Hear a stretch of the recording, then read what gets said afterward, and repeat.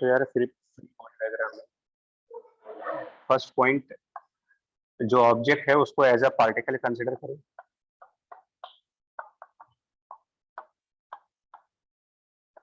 Object is shown as a particle and generally इसको एक dot से रिप्रेजेंट करोगे आप, मतलब अपने डायग्राम में इसको एक डॉट सिंबल से, छोटा सा डॉट, ठीक है। जस्ट देन उसके बाद इसके ऊपर हम सभी फोर्सेस दिखाते हैं, जितनी भी फोर्सेस होंगी। ड्रॉ ऑल फोर्स वेक्टर्स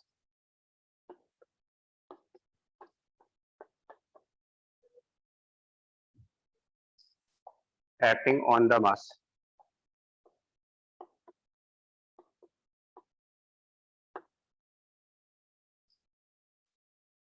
और इसकी भी एक चेकलिस्ट होती है, मतलब जैसे अगर हमसे कोई मिस्टेक ना हो उसके लिए एक चेकलिस्ट ऑफ फोर्सेस, मतलब अगर आप इसकी हैबिट डाल लो तो जनरली मिस्टेक्स होती नहीं है।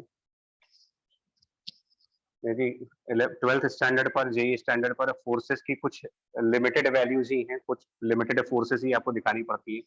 तो वो चेकलिस्ट कुछ ऐसी है, मतलब फ्री बॉडी डायग्राम में कौन कौन से फोर्स हमारे को दिखाने हैं। तो सबसे पहले आप mg दिखाओ। देन अगर जिस मास का फ्री बॉडी डायग्राम बना रहे हैं अगर उसका कोई फिजिकल कांटेक्ट है किसी सरफेस के साथ, तो एप्रोप्रिएट नॉर्मल रिएक्शन फोर्सेस दिखानी पड़ेंगी। जिस मास का फ्री बॉडी डायग्राम कंसिडर कर रहे हैं अगर वो कनेक्टेड बाय स्प्रिंग्स हैं, तो नेचुरल सी बात है वहां पर टेंशन फोर्स भी ड्रॉ करना होगा। और अगर आगे चल करके जिस मास का फ्री बॉडी डायग्राम बना रहे हैं वो स्प्रिंग से कनेक्टेड है, तो हमें स्प्रिंग वाली फोर्सेस भी दिखानी पड़ेगी अगर मास का कनेक्शन किसी स्प्रिंग से हुआ है। अगर वो मास किसी रफ सरफेस पर हुआ तो फ्री बॉडी डायग्राम के अंदर फ्रिक्शन भी कंसिडर होगा। ले देखिए ये 5-6 फोर्सेस होती है जो हमारे डायग्राम्स में आती है बार बार, और कोई एक्स्ट्रा है नहीं। मोस्ट मोस्ट कॉमन में mg है, नॉर्मल है, टेंशन है। ये बहुत रेयर आता है, बेसिकली ये उसमें ज्यादा मिलेगा आपको सिंपल हार्मोनिक वाले चक्कर में, ऐसा चल। And then friction rough surface हुआ तो वहां पर, या फिर फ्री बॉडी डायग्राम में आप किसी पर्सन की वजह से जो फोर्स लगा है वो दिखा सकते हैं, force by a person. Generally हम यही दिखाते हैं फ्री बॉडी डायग्राम्स में। तो चेकलिस्ट में इसलिए देता हूँ ना कि कोई मिस्टेक ना हो। और आगे चल करके आपको एक और बार बताएंगे, फ्री बॉडी डायग्राम में एक और फोर्स हम दिखा सकते हैं, बट वो फ्रेम ऑफ रेफरेंस की कैरेक्टरिस्टिक है, that is called as pseudo force. इसके ऊपर आप स्टार का साइन लगा दें कि pseudo force free body diagram में हमेशा ड्रॉ करने वाली चीज नहीं।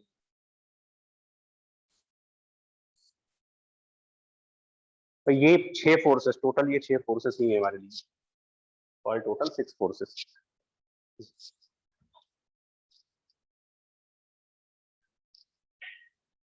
तो इसमें से हम लोगों ने पिछली क्लास में mg के बारे में डिस्कशन कर चुके हैं, नॉर्मल के बारे में डिस्कशन हो चुका है, टेंशन के बारे में डिस्कशन हो चुका है, स्प्रिंग और फ्रिक्शन के बारे में बताएंगे।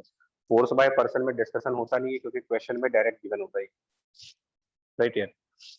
तो first object is shown as a particle, then draw all the force vectors acting on the mass. And then third है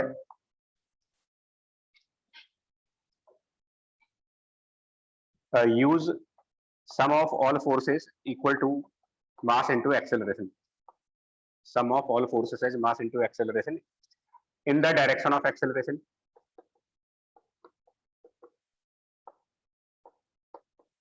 ये एक्चुअली फ्री बॉडी डायग्राम का पार्ट नहीं है। फ्री बॉडी डायग्राम तो सिर्फ ये 2 ही स्टेप है, ये क्वेश्चंस करने का पार्ट है कि जब एक बार डायग्राम बन जाता है उसके बाद जिस डायरेक्शन में एक्सेलरेशन है उस डायरेक्शन के लिए हम ये इक्वेशन फॉलो करते हैं। And for all perpendicular directions, for all perpendicular directions, ये परपेंडिकुलर किसके रिलेटिवली बात कर रहे हैं हम लोग? परपेंडिकुलर टू विच, मतलब कौन से डायरेक्शन के परपेंडिकुलर होने की बात कर रहे हैं? एक्सेलरेशन, एक्सेलरेशन की। एक्सेलरेशन के परपेंडिकुलर जितनी भी डायरेक्शंस आएंगी उन सभी डायरेक्शंस में sum of force will be equal to 0 value. ये न्यूमेरिकल सॉल्व करने के लिए इक्वेशंस बनाओगे यार।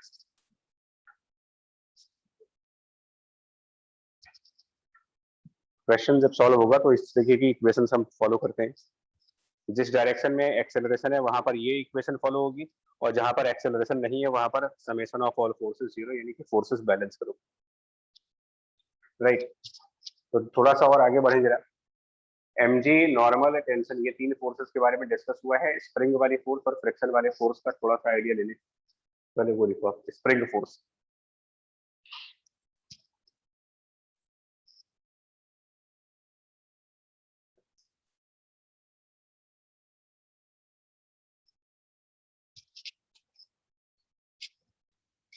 तो इसमें ये तो उसका बेसिकली कंसेप्ट इलास्टिसिटी का है। स्प्रिंग फोर्स पढ़ने के लिए आपको थोड़ा बहुत आइडिया इलास्टिसिटी वाले का होना चाहिए। वो कुछ ऐसा था,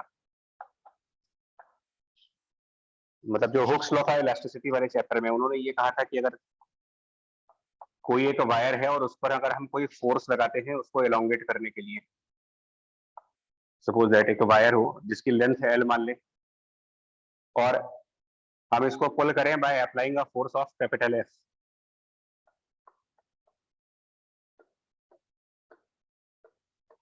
तो ऑब्वियसली अगर हम लोग उसको पुल करेंगे और ये थोड़ा सा अगर रबर जैसा हुआ, थोड़ी बहुत इलास्टिसिटी हुई इसके अंदर अगर, तो ये स्लाइटली एलोंगेट कर जाएगा।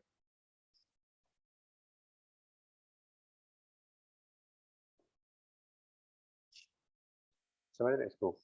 अब थोड़ा सा मान लीजिए हम लोग जो फोर्स लगा रहे हैं इसको पुल करने के लिए, ये फोर्स नेचर में कांस्टेंट है। सपोज 10 न्यूटन या 20 न्यूटन की एक पर्टिकुलर वैल्यू की फोर्स लगा रहे हैं, और उसकी वजह से ये एलोंगेट होगा, तो ये ऐसा तो है नहीं कि एलोंगेशन इंस्टेंटेनियसली आ जाएगा, जैसे ही फोर्स लगाओगे अचानक से एलोंगेट कर जाएगा। एलोंगेशन एक ग्रेजुअल प्रोसेस होगी, धीरे धीरे ये एलोंगेट होता रहेगा, मतलब धीरे धीरे इसकी लेंथ बढ़ती रहेगी, और एक फाइनल स्टेज आती है, मतलब जिसको आप बोलते हो इक्विलिब्रियम स्टेज। जब ये इतना ज्यादा एलोंगेट हो चुका है कि हमारी हमारी वजह से लगाया गया फोर्स एफ, फिर से बोले यहाँ पर वो नॉर्मल लेंथ है, इसको कहा जाता है नॉर्मल या नेचुरल लेंथ। जब आप कोई एक्सटर्नल फोर्स लगाओगे तो ये धीरे धीरे इसकी लेंथ बढ़ना स्टार्ट करती है, और अगर इसकी लेंथ बढ़ती है तो हमारी फोर्स के अपोजिट डायरेक्शन में ये मटेरियल भी फोर्स लगाता है। इसको एफ एम कर दीजिए, फोर्स बाय द मटेरियल, जो हमारे फोर्स के अपोजिट है। जो हम लोग फोर्स लगा रहे हैं उसके अपोजिट डायरेक्शन में मटेरियल भी फोर्स लगाएगा, पर ध्यान देना हम जो फोर्स लगा रहे हैं ये कांस्टेंट है,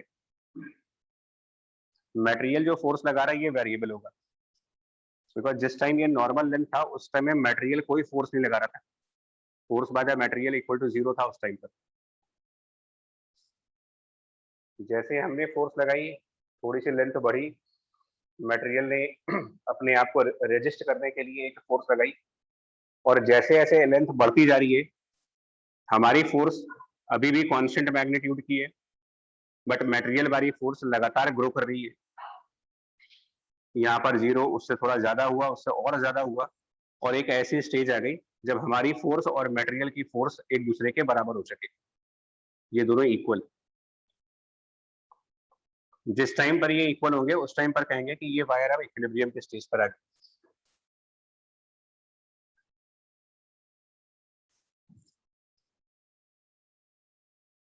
समझ पा रहे थे? F yes M sir. Variable force है, इसका ध्यान रखना। मटेरियल जो फोर्स लगा रहा है वो लगातार चेंज हो रहा है उसकी लेंथ के हिसाब से, जैसे जैसे लेंथ बढ़ रही है वैसे वैसे मटेरियल की फोर्स भी बढ़ रही है, और बढ़ते बढ़ते एक वो स्टेज आ गई जब मटेरियल उतना ही फोर्स लगा रहा है जितना फोर्स हम लोग लगा रहे थे।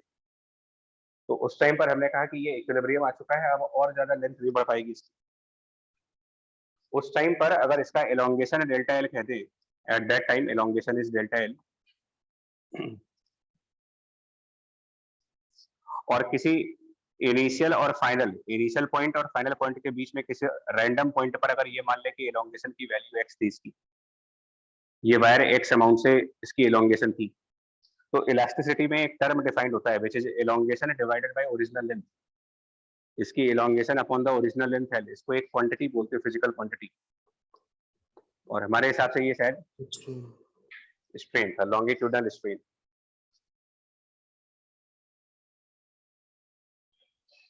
और हुक्स का एक लॉ था उसी इलास्टिसिटी के चैप्टर में, जिसमें उन्होंने कहा था कि एक और फिजिकल क्वांटिटी है स्ट्रेन के अलावा, that is another quantity known as stress in the wire. और स्ट्रेस की जो डेफिनेशन है यहाँ पर, जो मटेरियल फोर्स लगा रहा है वो divided by per unit cross sectional area upon its area of cross section. यहाँ ध्यान देना क्योंकि यहाँ पर थोड़ी सी अंडरस्टैंडिंग प्रॉब्लम है। कुछ लोग ये समझते हैं कि जो फोर्स हम लगा रहे हैं उसको एरिया से डिवाइड करके स्ट्रेस आता है, जबकि एक्चुअली डेफिनेशन क्या है कि जो फोर्स आप लगा रहे हो वो एरिया से भी डिवाइड हो रहा है। आपके अप्लाइड फोर्स के अगेंस्ट मटेरियल जो रेजिस्टेंस प्रोवाइड कर रहा है, that force per unit area will be called as stress. यानी कि यहाँ पर स्ट्रेस वेरिएबल क्वांटिटी है। अगर हमसे पूछा जाए कि इस टाइम पर यहाँ पर स्ट्रेस कितना है, तो हम कहेंगे यहाँ पर मटेरियल की फोर्स 0 है। हम लोगों ने तो यहाँ भी फोर्स लगाई हुई है, बट यहाँ पर मटेरियल की फोर्स नहीं है, तो यहाँ पर स्ट्रेस विल बी 0। फिर वो स्ट्रेस थोड़ा सा बढ़ा, और ज्यादा स्ट्रेस हुआ, और ज्यादा स्ट्रेस हुआ, और स्ट्रेस इतना ज्यादा हो गया कि ये फोर्स और ये फोर्स एक दूसरे के इक्वल।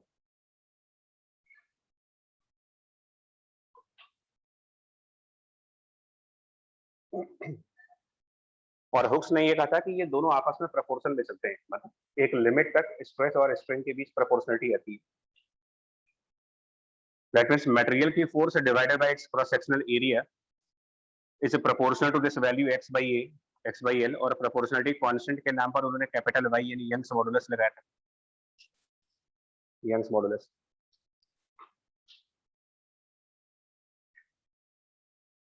और यहीं से एक डेरिवेशन बन के आती है कि जो मटेरियल फोर्स लगाएगा F material that is equal to Young's modulus into cross sectional area divided by length and that small X. और इसी को अगर आप स्प्रिंग के फॉर्म में देखना चाहो तो ये जो वाई ए बाई एल है इसी को हम एज ए स्प्रिंग कांस्टेंट के बोल सकते हैं। It's called as a spring constant K, और F equal to K X वाली इक्वेशन आती है फोर्स बाय द स्प्रिंग। मतलब स्प्रिंग का बिहेवियर और एक इलास्टिक वायर का बिहेवियर बिल्कुल आइडेंटिकल होंगे।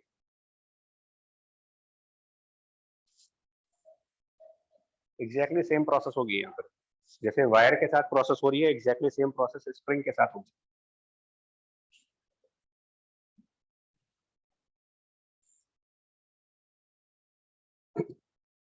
अब जरा इसको कंपेयर करो आप, same process with the spring. एक स्प्रिंग है जिसकी लेंथ नॉर्मल है, स्प्रिंग ऑफ नॉर्मल लेंथ, इसको नेचुरल लेंथ भी कहते हैं। और उस स्प्रिंग पर मान लो हम लोगों ने कोई फोर्स लगाई कांस्टेंट वैल्यू की। अब इस टाइम पर स्प्रिंग कितना फोर्स लगा रहा हो, एग्जैक्टली सेम प्रोसेस है। जो इलास्टिसिटी में वायर का 0। कंसेप्ट है वही चीज स्प्रिंग का कंसेप्ट भी। हाँ, हमने तो फोर्स लगा दी, लेकिन क्योंकि स्प्रिंग अभी नॉर्मल लेंथ पर है तो हम कहेंगे इसकी वजह से कोई फोर्स नहीं आएगा। The force by spring is 0 value, normal length पर कोई फोर्स नहीं। हाँ, जब उसकी लेंथ थोड़ी बढ़ेगी उससे, मान लो स्प्रिंग की लेंथ अपने नॉर्मल लेंथ से कुछ ज्यादा होती है एंड वो एक्स अमाउंट से ज्यादा हो गई अगर, तो हम कहेंगे कि ये स्प्रिंग हमारे फोर्स के अपोजिट डायरेक्शन में एक फोर्स लगाएगा एफ ऑफ स्प्रिंग, एंड वो magnitude wise K into X लिखेंगी। बुक्स में माइनस के एक्स लिखा हुआ है,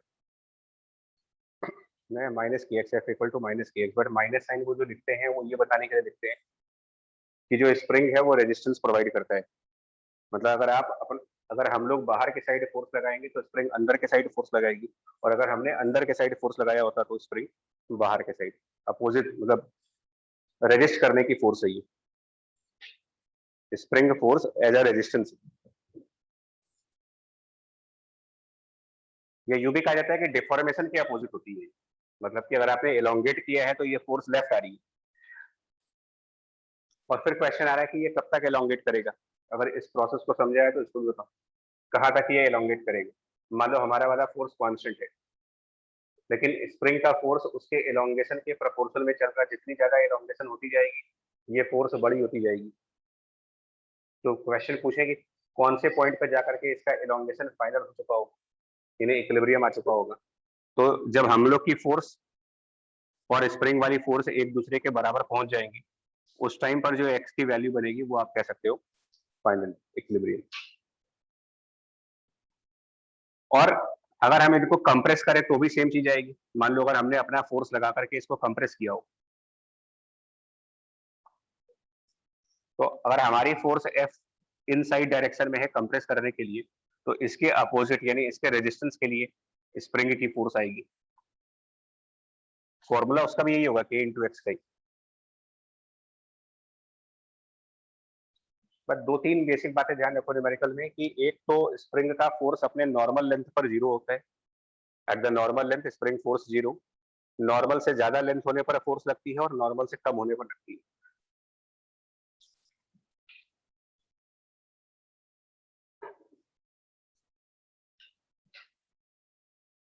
और जिसको हम स्प्रिंग्स में स्प्रिंग कांस्टेंट के बोलते हैं, उसको अगर आप वायर्स में चेक करोगे ना, इलास्टिक वायर्स में, रबर की वायर में, स्टील के वायर में, तो जिसको आप यहाँ पर के कह रहे हो, उसका अगर हम इलास्टिसिटी से कंपैरिजन करें तो वो प्रोडक्ट है यंग्स मॉडुलस का, एरिया का और लेंथ का।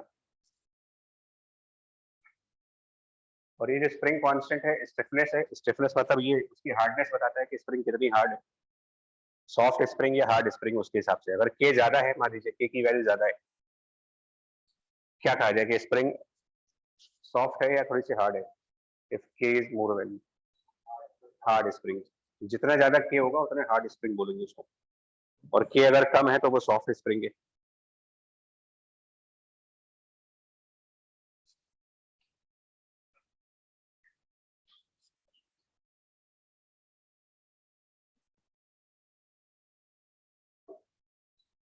क्या होगा अगर के इनफाइनाइट होता? तो मान लीजिए सपोज दैट के इनफिनिटी होता, जस्ट फॉर एग्जांपल, एक स्प्रिंग इतनी ज्यादा हार्ड हो गई है कि उसका के इनफाइनाइट है।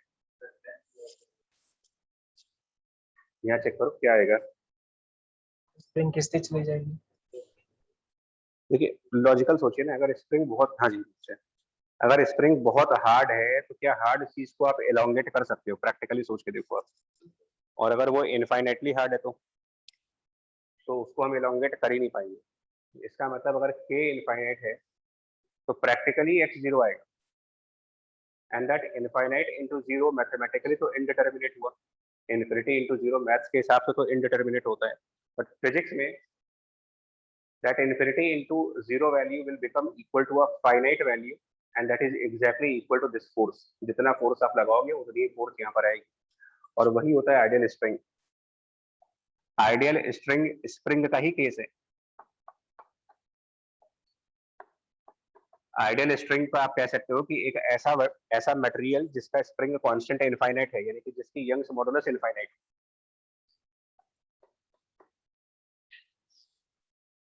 इसीलिए इसको इनएक्सटेंसिबल कहा जाता है। लेंथ नहीं बढ़ सकती, आप जितना मर्जी फोर्स लगाओ लेंथ नहीं बढ़ेगी। बट ये हाइपोथेटिकल है, बिकॉज दुनिया में ऐसा कोई मटेरियल नहीं है जो इनफाइनाइटली हार्ड हो। समझ रहे हो? एक वायर, स्प्रिंग और स्ट्रिंग बेसिकली सब एक ही फैमिली के मेंबर्स हैं। ये दोनों हुक्स लॉ के हिसाब से चल रहे हैं, ये भी हुक्स लॉ पे चल रहा है, बिकॉज वाई इन्फिनिटी होने की वजह से हम कह रहे हैं कि इसमें एलोंगेशन पॉसिबल नहीं है। तो इसीलिए क्या कहा जाता है कि अगर आप मान लो हमने कोई फोर्स लगाई,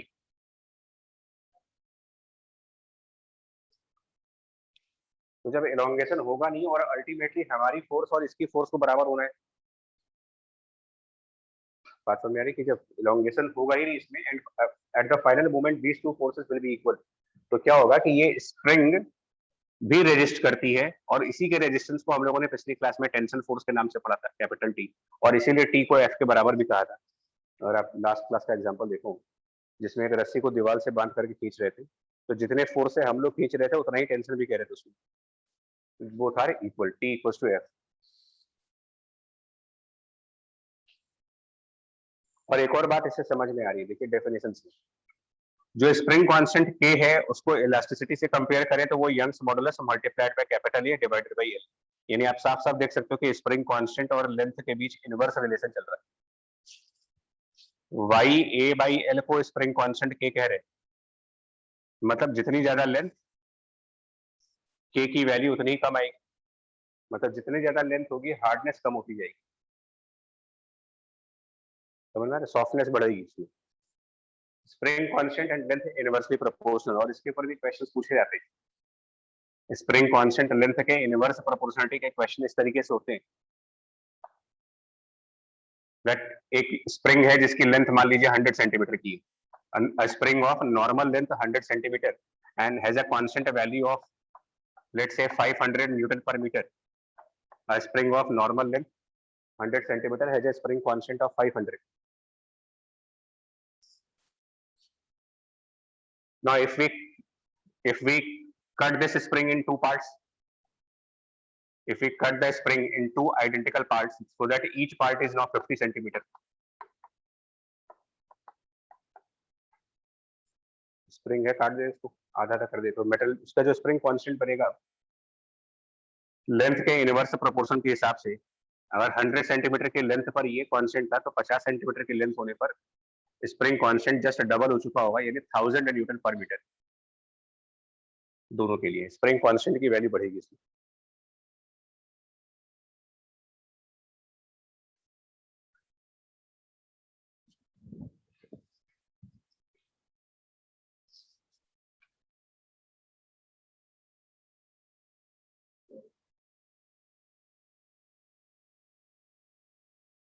क्या हो जाता है सिंपल बताना, अगर तीन पार्ट्स में डिवाइड कर लेते, तीन आइडेंटिकल पार्ट्स में, तो 100/3 100/3 100/3 कितना हो चुका होता कांस्टेंट टर्म 1500। जितना रेशियो आप जिस रेशियो में लेंथ कम कर रहे हो उसी रेशियो में स्प्रिंग कांस्टेंट इंक्रीज कर लो, जस्ट उतना मल्टीप्लाई करते चले जाइए। ठीक है, इंपॉर्टेंट लाइन है, एसएसएम में बहुत यूज होता है इसका, that spring constant and length are inversely proportional. Spring constant and length are inversely proportional, इसका बहुत ज्यादा यूज है क्वेश्चंस में। देन एक और टॉपिक जो इसी चैप्टर से रिलेटेड है वो बता दें।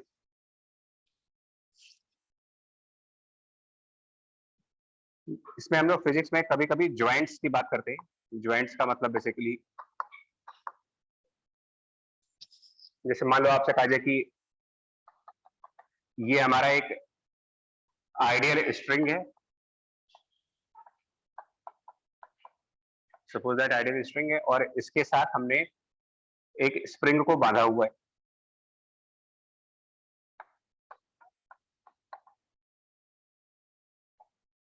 स्ट्रिंग और स्प्रिंग दोनों का कॉम्बिनेशन चल रहा है और यहाँ पर हम कोई फोर्स लगा रहे हैं एट दिस पॉइंट।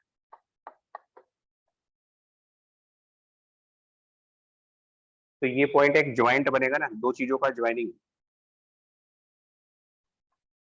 ज्वाइंट गांठ जिसको बोलते हैं, रस्सी जब बांधते हैं तो गांठ पड़ जाती है, वो चीज, इस टाइप की सिचुएशन। या फिर अपने फिजिक्स में ही, मतलब अपने स्ट्रिंग्स के ही क्वेश्चंस में, स्ट्रिंग्स वाले न्यूमेरिकल्स में कई बार ऐसा होता है कि मतलब एक मास है मान लीजिए, और उसको एक तरफ यहाँ पर स्ट्रिंग से कनेक्ट किया, स्ट्रिंग नंबर 1, फिर यहाँ पर एक ज्वाइंट लगा करके दूसरी स्ट्रिंग कनेक्ट कर दी, स्ट्रिंग नंबर 2, सपोज ऐसे करके, और यहाँ पर एक तीसरी स्ट्रिंग लगा दी इस तरीके से।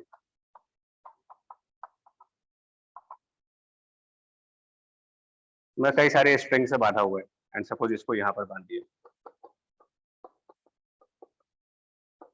तो ये पॉइंट भी आपका ज्वाइनिंग कहलाएगी। जहां पर कई सारे स्ट्रिंग्स आकर के मिल जाए वो ज्वाइंट है।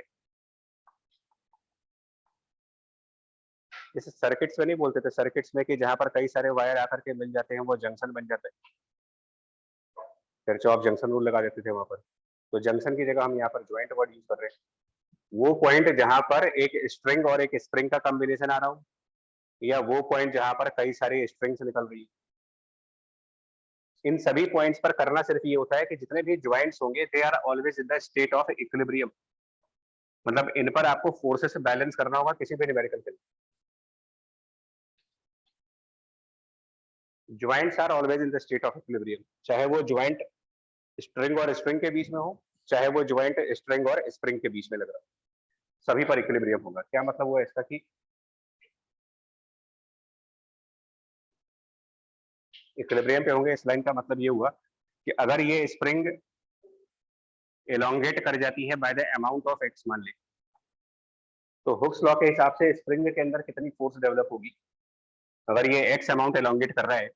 और ध्यान दीजिएगा, अगर ये आइडियल स्प्रिंग है, नोटिस आइडियल स्प्रिंग, तो ये जो ज्वाइंट वाला पॉइंट है ये कहाँ मूव करेगा फिर, आइडियल स्ट्रिंग अभी बताया आपको कि आइडियल स्ट्रिंग का मतलब होता है जिसका स्टिफनेस यानी कि कांस्टेंट के इन्फिनिटी है, जिसमें कोई एलोंगेशन पॉसिबल नहीं है, इसकी लेंथ नहीं बढ़ा सकते आप, यानी ये ज्वाइंट जहां पर था वही रहेगा हमेशा, यानी ये एज अ फिक्स पॉइंट काम करेगा। ये लेंथ जब बढ़ ही नहीं सकती है तो ये पॉइंट एज इट इज बना रहेगा, तो ये एज अ फिक्स पॉइंट हुआ। लेकिन ये क्योंकि फ्लेक्सिबल है तो ये इसकी लेंथ बढ़ेगी, और जब इसकी लेंथ बढ़ेगी तो ये रेजिस्टेंस करने के लिए, उसको रेजिस्ट करने के लिए एक फोर्स लगाएगा इधर, और वो फोर्स हुक्स लॉ के हिसाब से, अकॉर्डिंग टू हुक्स लॉ अगर देखा जाए तो ये फोर्स आप k मल्टीप्लाइड बाय x लिख सकते हो। मैं माइनस साइन नहीं लिखता यार, बता दूं आपको, बुक्स के हिसाब से माइनस लगा होता है, मैं माइनस को लिखता नहीं कभी, बिकॉज जब मैं डायरेक्शन ऑलरेडी सही दिखा रहा हूँ तो मुझे माइनस लगाने की कोई जरूरत नहीं। ठीक है, और यहाँ पर अगर पूछ रहा है कि टेंशन फोर्स कितनी आएगी, स्ट्रिंग में कितनी टेंशन फोर्स आएगी, तो यही मैं आपसे स्टेटमेंट कह रहा हूँ कि जो ज्वाइंट होंगे उन्हें ज्वाइंट्स की लेफ्ट और राइट पर फोर्सेस बैलेंस करने पड़ेंगे तुम्हें, यानी जितनी फोर्स इधर की साइड काम कर रही होगी उतनी ही फोर्स इधर भी काम करनी चाहिए। सो हम क्या करेंगे, टेंशन टी बराबर इक्वल टू के एक्स, जो स्प्रिंग में फोर्स है उतनी ही टेंशन आएगी।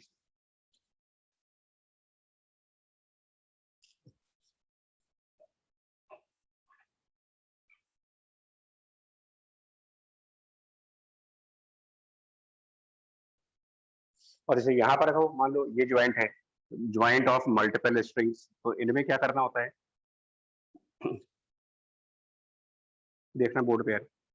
सपोज स्ट्रिंग 1 में एक T1 टेंशन है, मान लीजिए स्ट्रिंग 2 में इसमें T3 टेंशन है, इसमें T2 टेंशन है, तो ये तीनों फोर्सेस आपस में बैलेंस कर रहे होंगे तुम्हें, T3, T1 और T2 बैलेंसिंग। और बैलेंसिंग कैसे करनी है वो भी क्वेश्चंस में बाद में देख लेना, बट अभी वर्बली बता रहा हूँ इन तीनों का बैलेंसिंग किस तरीके से होगा। तो हम T1 के कंपोनेंट्स करेंगे वर्टिकल और हॉरिजॉन्टल डायरेक्शन में, सिमिलरली T3 के कंपोनेंट्स करेंगे हॉरिजॉन्टल डायरेक्शन में और वर्टिकल डायरेक्शन में। T3 का जो y डायरेक्शन वाला कंपोनेंट होगा वो बैलेंस हो जाएगा T1 के नीचे की तरफ y वाले कंपोनेंट से, और T1 का हॉरिजॉन्टल कंपोनेंट और T3 का हॉरिजॉन्टल कंपोनेंट दोनों मिल करके यानी दोनों ऐड हो जाएंगे और वो बैलेंस होंगे T2 से। ठीक है, सो एक सिंपल सी बात अपने दिमाग में रखो कि ज्वाइंट्स पर इक्विलिब्रियम दिखाना होता है। कई बार क्या होता है कि हमें एक इक्वेशन कम पड़ जाती है क्वेश्चन करते वक्त, और हमें ये स्ट्राइक नहीं करता कि वो इक्वेशन कहाँ से बनेगी। समझे, मतलब मान लो जिसको ये आइडिया ना हो, अगर इसको ये आइडिया ना हो कि टी और के एक्स बराबर है, तो उसके लिए तो टी एक अलग अननोन हो गया और एक्स अलग अननोन हो गया, दो हो गए अननोन। पर जिनको ये बात पता है कि T is equal to K x, उनके लिए अननोन फिर एक रहा।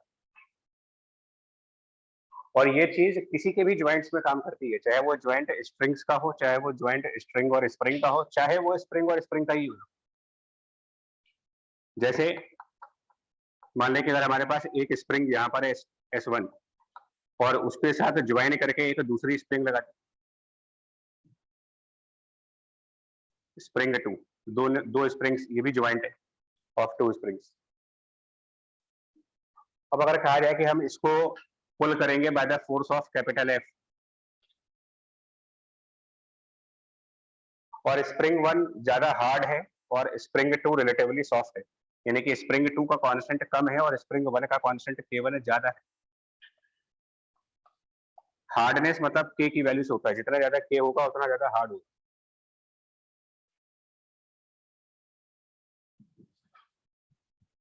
और एक और चीज बता दें यहीं पर, तो थोड़ा सा इलास्टिसिटी भी कवर हो जाएगा।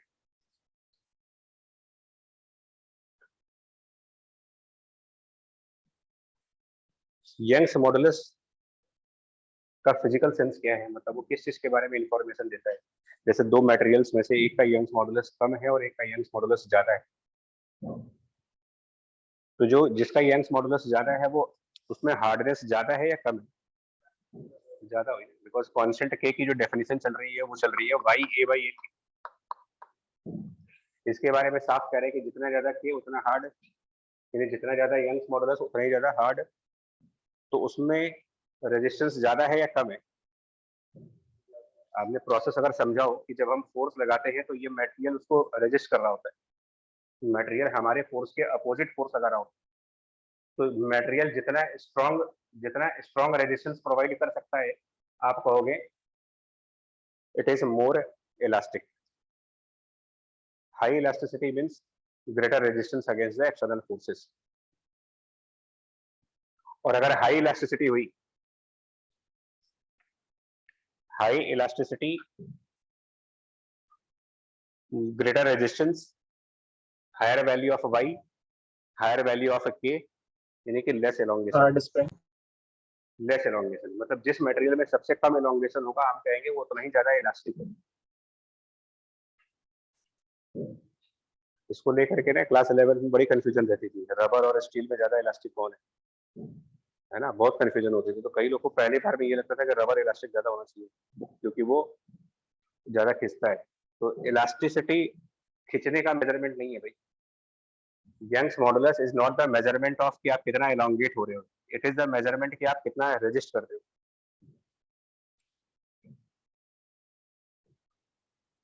समझे? Modulus of elasticity is measurement of the resistance.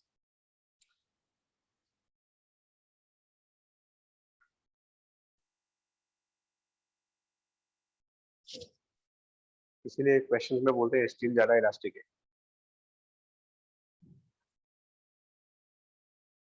खैर यार, तो यहाँ पर बताओ जैसे ये दो स्प्रिंग्स का कॉम्बिनेशन लगा रहे हैं S2 और S1 का, और ये ज्वाइंट है बीच में। और थ्योरी अगेन बार बार बोलना, कैसा भी ज्वाइंट होगा यहाँ पर फोर्स बैलेंस चाहिए आपको। एट दिस पॉइंट फोर्सेस से बैलेंस करने होंगे। तो मान लिया जाए कि अगर हमारा स्प्रिंग 2, अब ये सब न्यूमेरिकल में काम आएगा। स्प्रिंग 2 की इलोंगेशन x2 से होती है और स्प्रिंग 1 की इलोंगेशन x1 होती है। स्प्रिंग 2 में इलोंगेशन x2 है, स्प्रिंग 1 में इलोंगेशन x1 है। तो जब ये स्प्रिंग एलोंगेट करेगी तो वो उसको रेजिस्ट करने के लिए, अपने एलोंगेशन को रेजिस्ट करने के लिए ये लेफ्ट साइड पर एक फोर्स लगाएगी जिसकी वैल्यू हुक्स लॉ के हिसाब से K1x1 होगी। और ये स्प्रिंग भी एलोंगेटेड है तो ये भी रेजिस्ट करने के लिए इधर की साइड पर एक फोर्स लगाएगी K2 मल्टीप्लाइड बाय x2। और हमारा कंसेप्ट कहता है कि ज्वाइंट पर फोर्सेस बैलेंस करो आप, यानी कि K1x1 should be same as K2x2। K1x1 equals to K2x2। और फाइनली यहाँ पर स्प्रिंग 2 के राइट साइड पर जहां पर हम लोगों ने फोर्स लगाई हुई है, हमारी फोर्स जहां पे काम कर रही है, ये स्प्रिंग यहाँ पर भी एक रेजिस्टेंस प्रोवाइड कर रही होगी, यहाँ पर भी रेजिस्ट करने के लिए K2x2 लगाएगी। सो फाइनली ये और ये बराबर होने चाहिए, यानी कुल मिलाकर के आपकी इक्वेशन ये बनेगी K1x1 equal to K2x2 equal to this F। सब बराबर हो गए। K1x1 equal to K2x2 equal to this value of F।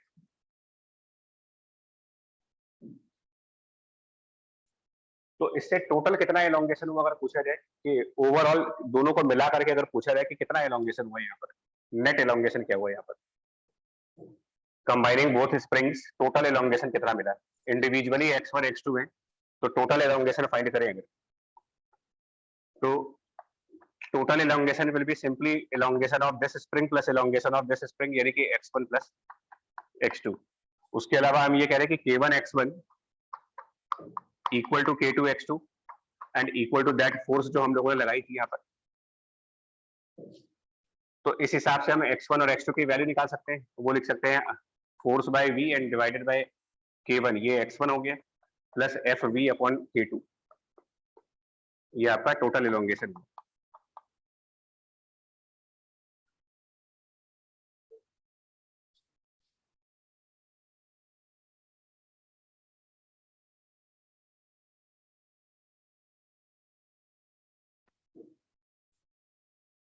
ठीक है, टोटल मतलब इसका एलोंगेशन और इसका एलोंगेशन मिला दे तो इतना हुआ, और वो किस फोर्स की वजह से हुआ है। ये दोनों एलोंगेशन देखे जाए तो ये एक किसकी वजह से हुए, हमारे इस फोर्स की वजह से। तो अगर हम इन दो की जगह पर एक ऐसी स्प्रिंग लाए, मतलब दो स्प्रिंग्स की जगह हम कह रहे हैं कि इनका एक इक्विवेलेंट स्प्रिंग लाओ आप,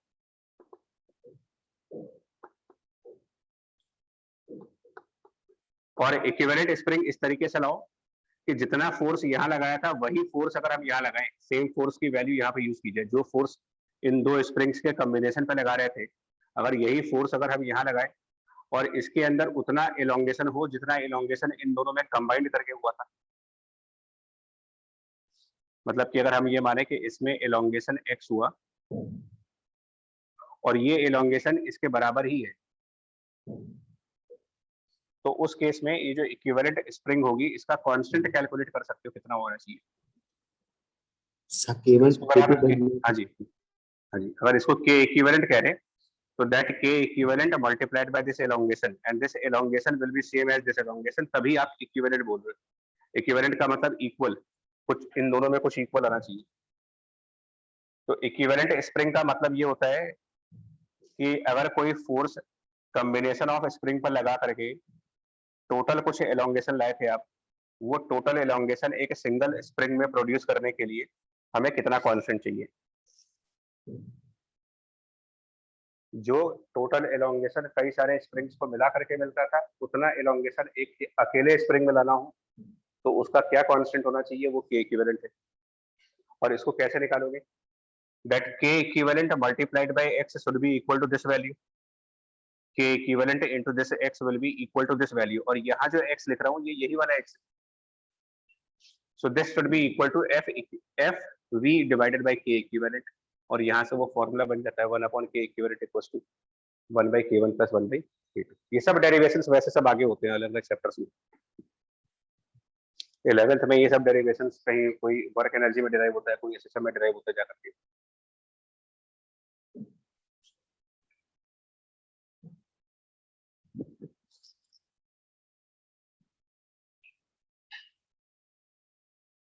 यह सब बन जाएगा ना 1/k equivalent equals to 1/k1 plus 1/k2 effective combination of springs. इसको बोलते हैं आप स्प्रिंग्स सीरीज कॉम्बिनेशन में लगे, सीरीज ऑफ स्प्रिंग्स। ऐसे ही एक पैरेलल वाला आता है स्प्रिंग्स का parallel combination.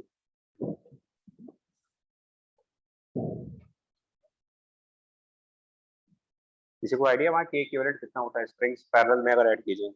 k1 plus k2 k1 plus k2। तो चाहे तो वो भी नोट कर सकते हो, यहीं पर खत्म करो उसको भी। Parallel combination of spring will be k1 plus k2।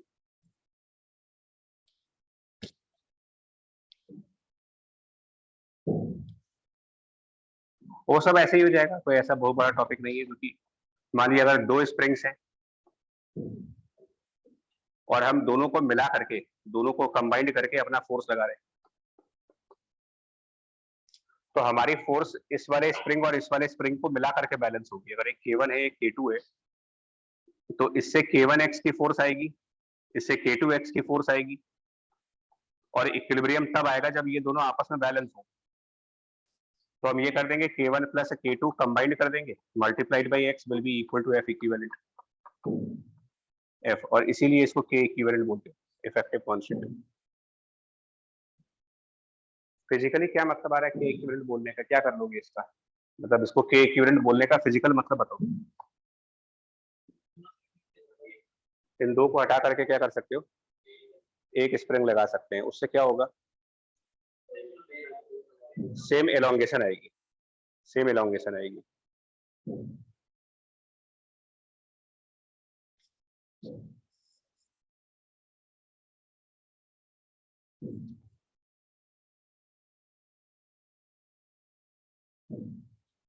ठीक है, तो कुछ पूछना है स्प्रिंग वाले में भी, अगर कोई बात समझ ना आई हो। क्लियर है पूरा स्प्रिंग वाला? मतलब ये सब प्रॉपर्टी ऑफ स्प्रिंग्स में आते हैं, अभी कोई न्यूमेरिकल स्टार्ट नहीं हुआ हमारा। ये सब न्यूमेरिकल्स के बीच में लगने वाले छोटे छोटे कंसेप्ट्स हैं। इसके बाद 5वें नंबर का जो फोर्स है वो आपका आता है फ्रिक्शन फोर्स के बारे में। Fifth force friction force.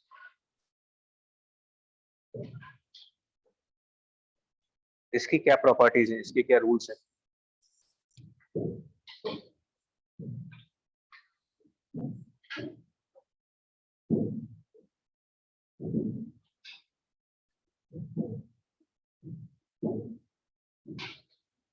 तो भाई थोड़ा आप अलर्ट रखना है, क्योंकि आपसे जो आप डिस्कस करने जा रहे हैं ना वो थोड़ा टफ हो सकता है।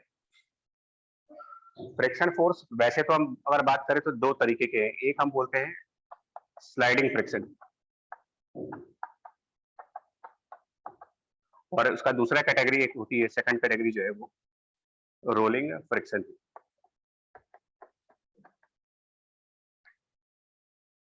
स्लाइडिंग फ्रिक्शन फर्दर इसकी दो कैटेगरीज डिफाइन करते हुए, एक स्टैटिक फ्रिक्शन फोर्स और एक काइनेटिक फ्रिक्शन फोर्स, और हमें इसी के बारे में पढ़ना है, ये हमारे सिलेबस का पार्ट है भी नहीं। तो रोलिंग फ्रिक्शन को रोलिंग मोशन से कंपेयर मत करना, वो अलग चीज है, रोलिंग मोशन अलग बात है, तो रोलिंग फ्रिक्शन एक अलग चीज है। जो हम लोग फ्रिक्शन फोर्स क्लास 11 में पढ़ के आए हैं वो स्लाइडिंग वाली कैटेगरी के हैं, स्टैटिक या फिर काइनेटिक। कुछ लोग ये लिखते ही क्या समझ लेते हैं ना, इसको लिखते ही कुछ लोग ये समझते हैं कि रोलिंग मोशन में जो फ्रिक्शन लगता है वो रोलिंग, ऐसा नहीं है। तो रोलिंग मोशन में जो फ्रिक्शन लगेगा वो भी आपका यही वाला है या फिर ये वाला है, ठीक है। अब नंबर 1 पे आते हैं, स्टैटिक फ्रिक्शन पे।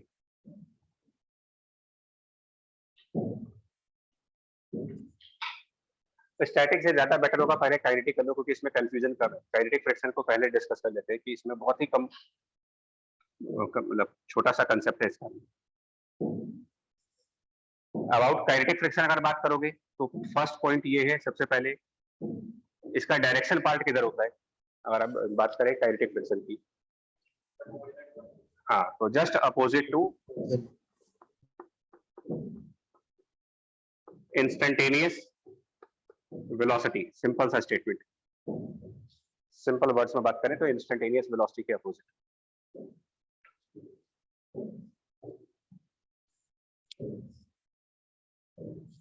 अच्छा, तुम्हारे बैच में पढ़ाने का तरीका थोड़ा अलग ही रहेगा, बिल्कुल मैं फिर बोलता हूँ। मोशन दो तरीके के होते हैं, मतलब टाइप ऑफ मोशंस की बात करें तो एक होते हैं स्लाइडिंग मोशंस, जैसे ये दरवाजा है तो ये स्लाइड करने वाला है, और नॉर्मली जो डोर्स होते हैं वो रोटेट करने वाले होते हैं। घरों के दरवाजे रोटेट कर रहे हैं बट यहाँ स्लाइडर लगा रखा है आपने। तो ऐसे ही हम मोशन की बात करेंगे तो एक तो हमारा स्लाइडिंग मोशन होता है, और एक होता है सेकंड टाइप ऑफ मोशन जो हम जनरली डील करेंगे, वो होगा स्लाइडिंग मोशन को बेसिकली ट्रांसलेटर भी कह देते हो आप। इसमें जनरली उसके आते हैं, मतलब रोलिंग मोशन मतलब जिनमें व्हील्स कनेक्ट होगी। स्लाइडिंग मोशन में तो बॉक्स आ गया कोई, मतलब एक छोटा सा बॉक्स टाइप का मान लो, वो बॉक्स को आप मूव करवा रहे हो विद वेलोसिटी v, तो जिस डायरेक्शन में वो मूव करे उसके अपोजिट डायरेक्शन में फ्रिक्शन दिखाए, एफ आर की, के for kinetic, F R for friction, kinetic friction. ये स्लाइड हो गया। अलमारी खिसका रहे हैं, टेबल खिसका रहे हैं, ये सब क्या है, कौन सी कैटेगरी में जाएंगे, ये सब स्लाइड कर रहे हैं, घसीटते हुए जो जाए, मतलब जो भी ऑब्जेक्ट घसीट करके जा रहा होगा वो स्लाइड कर रहा है। या यूं कह लीजिए कि उसमें कोई रोटेशन नहीं होना चाहिए, बिना रोटेशन के चल रहा है तो वो स्लाइड है। ये बहुत आसान होता है, इसमें कोई दिक्कत नहीं होती है। इसमें जिस डायरेक्शन में वेलोसिटी है, जिस भी डायरेक्शन में वेलोसिटी है, जस्ट उसके अपोजिट फ्रिक्शन दिखाना होगा।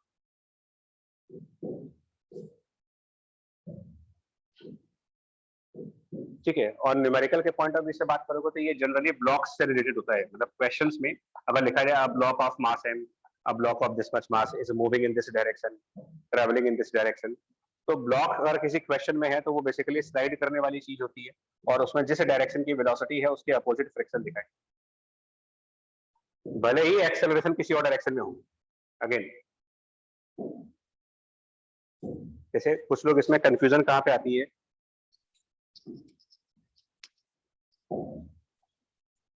जैसे मान लो,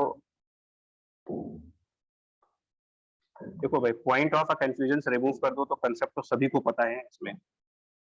जैसे कोई बॉक्स टेबल पर रखा है मान लो, और आपसे कहा जाए कि किसी पर्टिकुलर टाइम पर इस बॉक्स का एक्सेलरेशन राइट साइड डायरेक्शन में है, सपोज दैट 3 मीटर पर सेकंड स्क्वायर की एक्सेलरेशन है इसमें, और वेलोसिटी किसी और डायरेक्शन में है, मान लो वो वेलोसिटी इस तरफ है 2 मीटर पर सेकंड की। तो इसमें फ्रिक्शन कौन से डायरेक्शन में दिखाना चाहिए, जहां पर एक्सेलरेशन किसी और डायरेक्शन में है, वेलोसिटी किसी और डायरेक्शन में है। अब यहाँ पर हमको अगर फ्रिक्शन की डायरेक्शन दिखानी हो तो वो किसके अपोजिट दिखाए, तो हमारा बहुत क्लियर कंसेप्ट है, अपोजिट टू वेलोसिटी। हमें एक्सेलरेशन से कोई मतलब नहीं, जिस भी डायरेक्शन में एक्सेलरेट हो रहा होने दीजिए उसे, हमें सिर्फ उसके वेलोसिटी की डायरेक्शन देखनी है, वेलोसिटी की जो डायरेक्शन है उसके अपोजिट इस साइड पर फ्रिक्शन दिखाएंगे, और कोई कंफ्यूजन नहीं चाहिए इसमें। और ये चीज जनरली 2 डायमेंशनल मोशन में आएगी, बिकॉज अभी प्रोजेक्टाइल पढ़ा है तुम लोगों ने, सर्कुलर पढ़ा, उसमें बार बार ये बात मैंने कही है कि जो 2D मोशंस होते हैं उनमें ये दोनों कभी सेम डायरेक्शन में आते ही नहीं, क्योंकि जब ये दोनों सेम डायरेक्शन में होते हैं तो वो 2 डायमेंशन नहीं हो सकता, that will be motion in a straight line. तो स्ट्रेट लाइन मोशन में ये प्रॉब्लम कभी नहीं होगी, बट 2 डायमेंशन में प्रॉब्लम्स आएंगी। तो जितने 2 डायमेंशनल मोशंस हैं, फॉर एग्जांपल की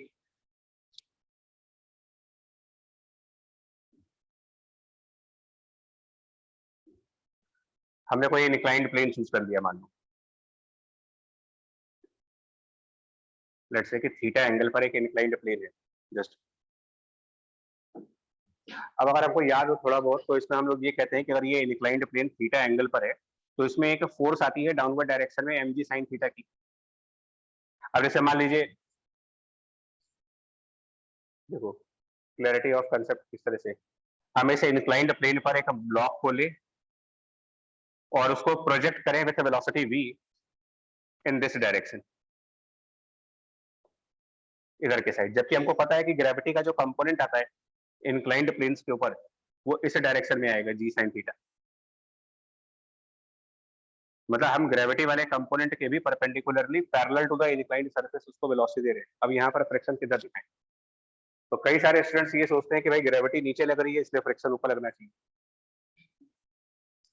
नहीं होगा। जब ऑब्जेक्ट में वेलोसिटी दिख रही है तुम्हें, तो एक्सेलरेशन देख रहा ही नहीं है, मैं इसकी तरफ देखना ही नहीं है कौन सी साइड है। जब वेलोसिटी दिख गई आपको, तो जिधर वेलोसिटी दिखी उसके अपोजिट फ्रिक्शन लगाइए, इस साइड फ्रिक्शन आएगा। और ये ट्रेजेक्टरी क्या बनेगी इस क्वेश्चन में, रिलेट करो काइनेमेटिक्स से। वेलोसिटी किसी और डायरेक्शन में, एक्सेलरेशन किसी और डायरेक्शन में, ट्रेजेक्टरी क्या होगी इसकी? सीधा आएगा स्ट्रेट लाइन पर?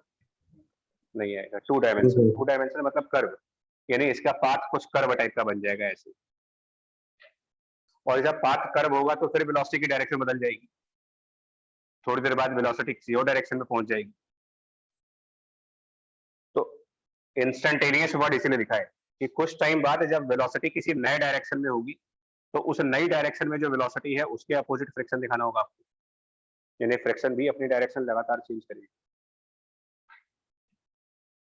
मतलब आसान लैंग्वेज में बात करो तो सीधा एक वर्ड ध्यान रखिए ना, इंस्टेंटेनियस वेलोसिटी के अपोजिट, राइट यार। एक्सेलरेशन से हमें कोई मतलब नहीं है। ये सब काइनेटिक फ्रिक्शन के बारे में बोल रहे हैं अभी आपको।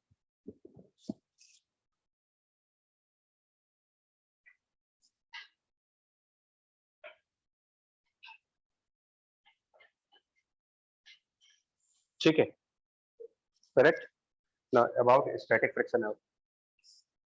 अच्छा एक सॉरी नहीं, इससे एक टर्म रह गया, ये तो हुआ डायरेक्शन पार्ट। मैग्नीट्यूड पार्ट अगर बात करें काइनेटिक फ्रिक्शन की, मैग्नीट्यूड वैल्यू, तो उसके लिए भी एक फॉर्मूला होता है, coefficient of kinetic friction mu k multiplied by the normal force, it is mu k into N. The magnitude of kinetic friction is mu k multiplied by N.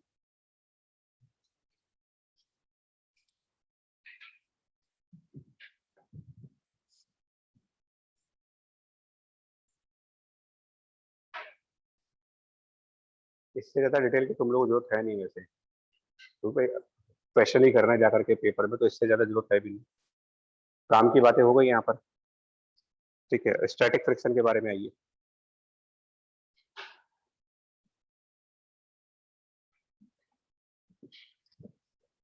ये थोड़ा सा डिस्टर्ब करता है क्योंकि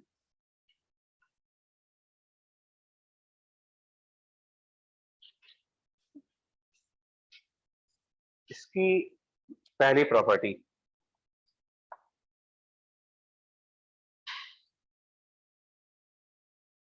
फर्स्ट प्रॉपर्टी क्या होती है, मान लो कि इसमें ये कब काम करता है, स्टैटिक फ्रिक्शन फोर्स जो होता है वो किस टाइप के ऑब्जेक्ट्स पर लग रहा होता है। तो number 1, it acts on objects which are at rest.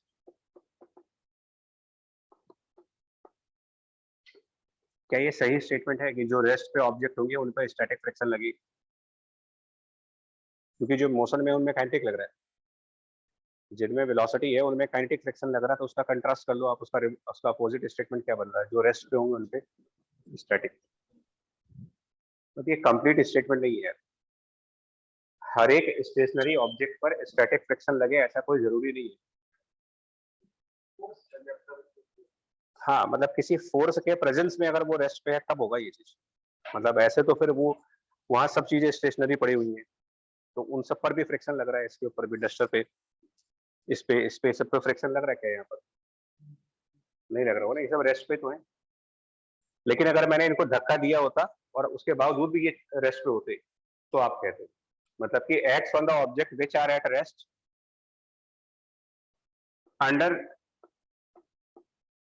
Applied force.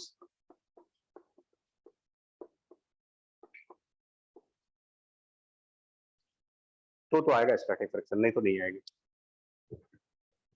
मतलब हमने कोई फोर्स लगाया नहीं, ऑब्जेक्ट सालों साल से एक ही जगह पड़ा हुआ है। हमारे घर में न जाने कितनी चीजें ऐसी हैं जो पिछले 1 आध साल से जहां रखी थी वही रखी हुई है, नहीं होंगे? तो उन पे अगर फ्रिक्शन लग रहा होता तो न्यूटन लॉ के हिसाब से साल भर में कहीं तो एक्सीलरेट किए होते वो लोग। बट क्योंकि कोई कोई जा करके उनको फोर्स लगा नहीं रहा, वो रेस्ट पे थे, रेस्ट पे हैं और आगे भी रेस्ट पे ही रहेंगे, वहां पर फ्रिक्शन की वैल्यू 0। दूसरा पॉइंट,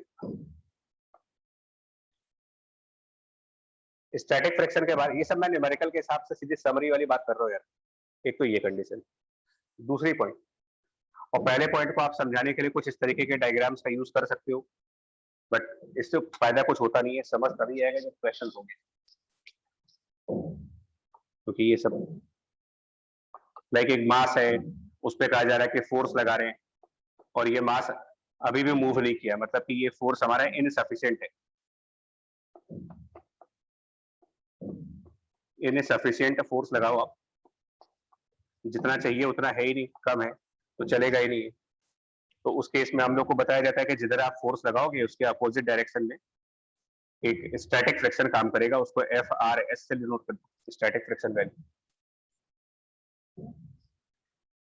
इनसफिशिएंट फोर्स मतलब अभी मास मूव नहीं कर पा रहा है, हो सकता है हैवी मास हो।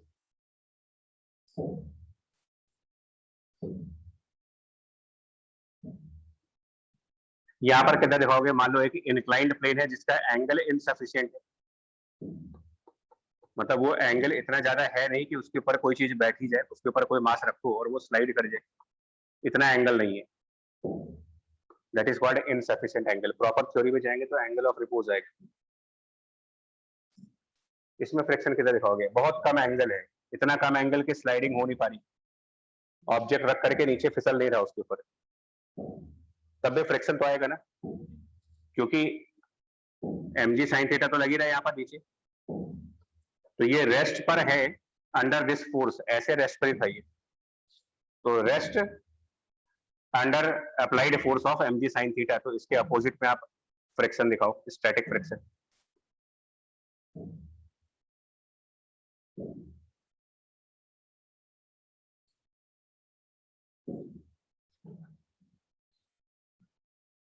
बताओ आ रहा है समझ में? नहीं आ रहा है? यहाँ पर लापरवाही, यहाँ कोई आप लापरवाही ना करना, फिर फंस जाओगे। हाँ जी, थ्योरी गड़बड़ हुई अगर तो फिर न्यूमेरिकल में वापस नहीं होती।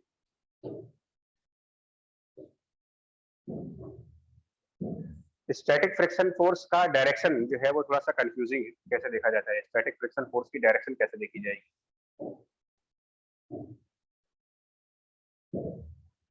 जैसे इन क्वेश्चंस में आपने ये कैसे कहा कि स्टैटिक फ्रिक्शन फोर्स लेफ्ट है, यहाँ पर स्टैटिक फ्रिक्शन फोर्स इधर है, ये किस बेसिस पे कह रहे हो आप? फोर्सेस प्रेजेंट है उनको अपोज करने वाला।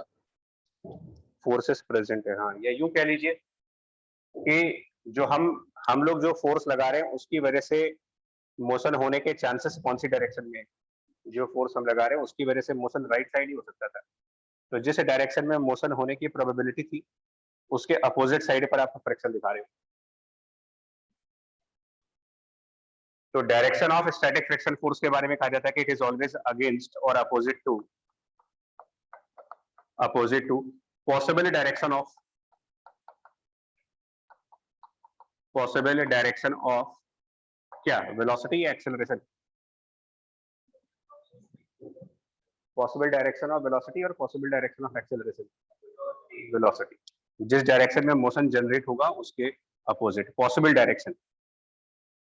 बस इतना फर्क है, काइनेटिक में there is actual velocity, proper velocity है, यहाँ वेलोसिटी आने के चांस थे लेकिन हुआ नहीं वेलोसिटी। तभी पहले लाइन में लिखा है ना, ऑब्जेक्ट रेस्ट पे है, मतलब वेलोसिटी है नहीं उसमें। बट अगर थोड़ा सा ज्यादा मेहनत कर देते, यानी कि थोड़ी सी फोर्स बढ़ा लेते, थोड़ा एंगल बढ़ा लेते, तो जिस डायरेक्शन में मोशन हो जाता उसके अपोजिट पर फ्रिक्शन दिखा दो आप, that is possible direction of velocity. समझ पा रहे हो कि सफिशिएंट फोर्स लगा दे तो क्या होगा, सफिशिएंट एंगल कर देंगे तो क्या होगा। और तीसरा पार्ट मैग्नीट्यूड को लेकर के है इसकी, थर्ड पार्ट अबाउट मैग्नीट्यूड। क्या होता है स्टैटिक फ्रिक्शन फोर्स की वैल्यू।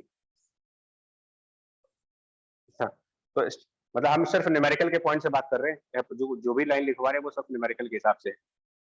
तो स्टैटिक फ्रिक्शन फोर्स के बारे में आपको दो बातें और ध्यान रखो। स्टैटिक फ्रिक्शन फोर्स की वैल्यू 0 हो सकती है, it can be 0 also, the value of static friction force can be 0। इसमें कोई सरप्राइज नहीं होता, और हमने देखा है लोगों को सरप्राइज होते हुए, न्यूमेरिकल करते हैं फ्रिक्शन की वैल्यू 0 आ जाती है तो उनको लगता है कि हमने गलती कर दी कोई। कई स्टूडेंट्स के दिमाग में देखा है, डर जाते वहीं पर। क्वेश्चन सॉल्व किया, एक क्वेश्चन था उसमें पूछा गया फाइंड द फ्रिक्शन फोर्स, उन्होंने कैलकुलेट किया, उनका आंसर 0 आया। अब उनको लगने लगता है कि यार ये कैसे हो सकता है, फ्रिक्शन 0 तो आ नहीं सकता कभी। क्यों नहीं आ सकता फ्रिक्शन 0, स्टैटिक फ्रिक्शन 0 क्यों नहीं आ सकता? अगर इस मास पर हम कोई फोर्स लगाए ही ना, 0 फोर्स लगाएं तब। अगर हम ना लगाए फोर्स और मास रेस्ट पे है तो अब बताओ कितना फ्रिक्शन लगेगा इसके ऊपर, तो फ्रिक्शन 0 हो सकता है ना फिर। तो it can be 0, it can be it can have a maximum value of mu s multiplied by normal। हम सीधे न्यूमेरिकल के हिसाब से बात कर रहे हैं, वजह की बकवास नहीं करेंगे। 0 आ रहा, आ सकता है, स्टैटिक फ्रिक्शन 0 हो सकता है, mu s n भी हो सकता है, और इनके बीच की कोई भी वैल्यू हो सकती है, any value between these two. Static friction can have any value between 0 included है इसमें, एंड mu s n ये भी इंक्लूडेड है।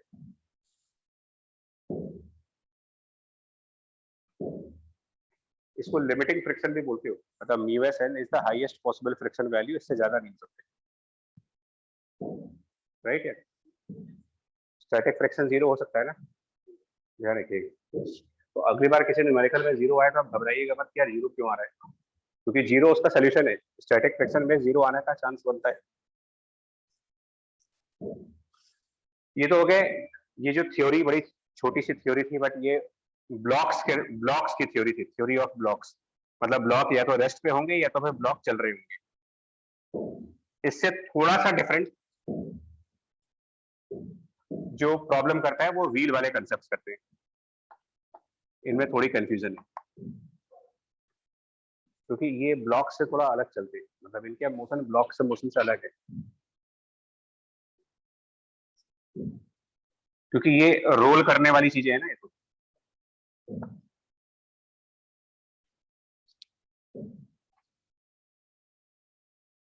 यार इनमें थोड़ा है क्लास 11th का आइडिया रोलिंग वाले का, थोड़ा बहुत। क्लास 11th में अगर आप देखो तो रोलिंग 3 तरीके की। रोलिंग में क्या होता है, रोलिंग मोशन का मतलब होता है कि ऑब्जेक्ट का जो सेंटर होता है, मतलब व्हील का जो सेंटर पॉइंट, वो आगे बढ़ रहा होता है विद सर्टेन वेलोसिटी v, और साथ में पूरी व्हील अपने सेंटर के अबाउट किसी एंगुलर स्पीड से रोटेट भी कर रही होती है। इतना तो बेसिक आइडिया होगा ना रोलिंग का। Yes, that sir. मींस कि यहाँ पर एक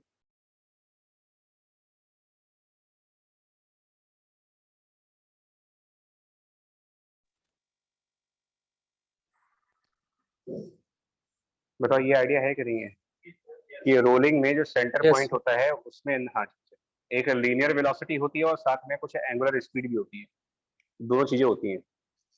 आगे भी बढ़ेंगे और रोटेट भी करेंगे।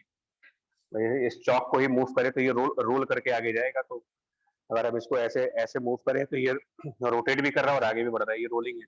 और एक तरीका है कि इसको इतना फर्मली पकड़ लो आप, ये सिर्फ रगड़ करके जाए आगे। तो एक तो ये तरीका है, और एक देखिए, अच्छा इसमें भी डिफरेंस देखो, जब आप इसको ऐसे टाइट पकड़ लो, टाइट, बहुत टाइट, और ताकि ये रोटेट ना कर पाए, और फिर उसके बाद आगे बढ़ाएं इसको, तो क्या चौक का निशान बोर्ड पे आ रहा है? अच्छा खासा आ रहा है। Yes, sir. और अगर इसको हम बहुत सॉफ्ट तरीके से सिर्फ रोल करें, इसमें भी आगे बढ़ाएंगे बट रोल करके, क्या रोल करने से भी कोई निशान बन रहा है इसके ऊपर? इसका मतलब रोल करने पर क्या कोई इसको रगड़ रहे हैं हम लोग, इसमें कुछ स्क्रैचेस sir. वगैरह कुछ आएंगे? नो नहीं आएंगे। तो नॉर्मल रोलिंग में क्या होता है, इस V और ओमेगा में एक रिलेशन बनता है जिसको कहा जाता है कि V equal to R omega, और इसमें हम कहते हैं कि ये rolling without slipping, this is called rolling without slipping.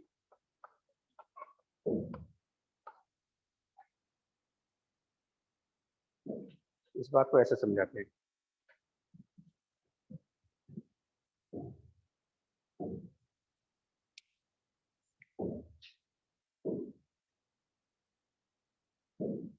ठीक है, अब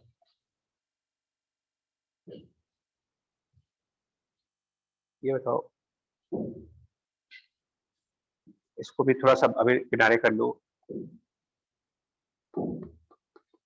ये सभी आप लोग वॉक करते हो, रन करते हो, ये सब किया होगा ना, वॉकिंग, रनिंग, क्रिकेट खेल रहे हैं, मान लीजिए रनिंग कर रहे हैं, सुबह रनिंग कर रहे हो, तो क्या रनिंग करते वक्त आपके जो पैर शूज होते हैं और जमीन के बीच में कोई स्लिप होते हैं क्या आपके? मैं नॉर्मली आप चप्पल पहनोगे, नंगे पैर दौड़ोगे या जूते पहनोगे, तो क्या वो स्लिप कर जाते हैं जमीन के ऊपर या चलते वक्त? नहीं करते ना जनरली, पानी वानी पड़ा होगा तभी स्लिप करेगा। तो इसका मतलब नॉर्मल वॉक को क्या कहें आप? नॉर्मल वॉक में फ्रिक्शन किधर आएगा बताएं? इन नॉर्मल वॉक, चलिए रनिंग भी छोड़ दो, नॉर्मल वॉक कर रहे हो आप, तो फ्रिक्शन के कौन सी डायरेक्शन में दिखा दें? मतलब वो जो थ्योरी थी अभी, इसके पहले जो ब्लॉक वाली थ्योरी थी वो बहुत सिंपल थ्योरी है। प्रॉब्लमेटिक ये वाला पोर्शन है, मतलब एक पर्सन है जो आगे चल रहा है मान लीजिए, और ये इस साइड वॉक कर रहा है। अब बताओ इसको फ्रिक्शन का डायरेक्शन, अब नहीं फंसोगे भी यहाँ पर। आप वॉक कौन से स्टाइल में कर रहे हो उस पर डिपेंड कर रहा है। भाई कोई ऐसे रगड़ते हुए तो चलते नहीं आप ऐसे, भाई कोई ऐसे, कोई इस तरीके से तो नहीं चलता ना कि ऐसे जूते जो है ऐसे ऐसे ऐसे करके चलो, पैर उठा उठा के चलोगे ऐसे, तो उस टाइम पर कोई स्लिपिंग नहीं हो रही है आपके पैर। तो नॉर्मल वॉक विदाउट स्लिपिंग है ये, दिस इज विदाउट स्लिपिंग। अगर स्लिप हो रहे होते तो गिर ना जाते फिर। उसी के एनालॉग पर व्हील्स है भाई, एक्चुअली ये मैनुअल है, ये ऑटोमेटिक है, और क्या डिफरेंस है इसके अंदर? बाइक में और हमारे में क्या डिफरेंस है? हम भी चल सकते हैं, बाइक भी चल सकती है, दोनों का काम यही होता है। तो ये ज्यादा तेज चल सकते हैं क्योंकि इनमें मशीन लगी हुई है। फंडामेंटली तो ये एग्जैक्टली वही काम कर रहा है जो हमारे पैर कर रहे थे। जो काम पैरों से हो रहा था वो काम अब आपने टायरों से यूज करना स्टार्ट कर दिया, और क्या कर दिया इसमें। तो वहां पर आप वॉकिंग विदाउट स्लिपिंग कर रहे हो, यहाँ पर रोलिंग विदाउट स्लिपिंग, इसमें कोई स्लिपिंग नहीं हो रही है। ठीक है, तो ऐसे में अगर कहा जाए कि सपोज हम नॉर्मल वॉक कर रहे हैं विदाउट स्लिपिंग और हम एक कांस्टेंट वेलोसिटी को मेंटेन करके चलते हैं, v इज कांस्टेंट, अब फ्रिक्शन कौन सी डायरेक्शन में आएगा? तो पहली क्वेश्चन तो ये है कि ये स्टैटिक फ्रिक्शन का केस होगा या काइनेटिक फ्रिक्शन का केस होगा। अब आपको कितनी थ्योरी क्लियर है देखो, जिन मोशंस में, जिन भी मोशंस में स्लिपिंग इन्वॉल्व है, जिन भी मोशंस में स्लिप या स्किड इन्वॉल्व होगा, अगर अब ये टर्म्स कितना बेटर जानते हो आप समझो यार, स्लिपिंग किसको कहते हैं और स्किड करना किसको कहते हैं? स्किड करना किसको बोलते हो आप, या स्लिप करना?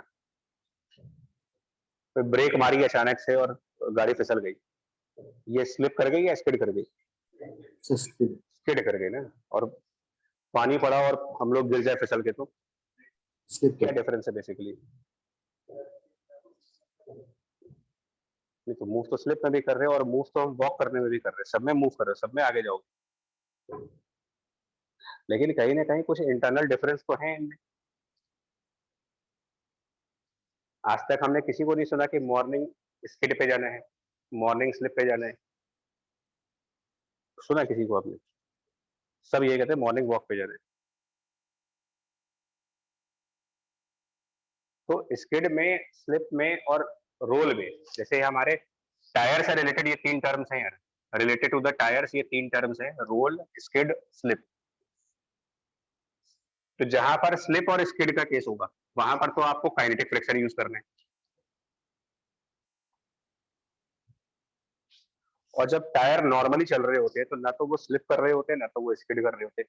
मतलब अगर आपको वैसे भी और सिंपल लैंग्वेज में समझाएं तो स्लिपिंग जो होती है वो नॉर्मली मड मड वगैरह में होती है, जब टायर फंस जाते हैं कीचड़ में तो पहिया फिसल जाता है उसमें कीचड़ के ऊपर।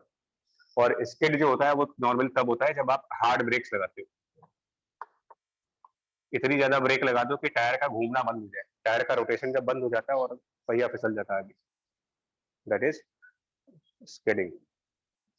तो नॉर्मल ड्राइव में ऐसी कौन सी कंडीशन आती है, मतलब सेंसिबल और नॉर्मल ड्राइव करो तो कीचड़ में तो जाओगे नहीं और नहीं हार्ड ब्रेक लगा के चलोगे, कॉमन सेंस लगाएं अगर। तो नॉर्मल व्हीकल्स जब ड्राइव हो रही होती है तो उनको हम बोलते हैं कि ना तो वो स्किड कर रहे हैं ना तो वो स्लिप कर रहे हैं। तो यहां पर कभी भी काइनेटिक फ्रिक्शन नहीं आएगा, never, impossible. Rolling without slipping और विदाउट स्किडिंग, विदाउट स्लिप और without skid, never kinetic friction force, there cannot be kinetic friction force in any condition।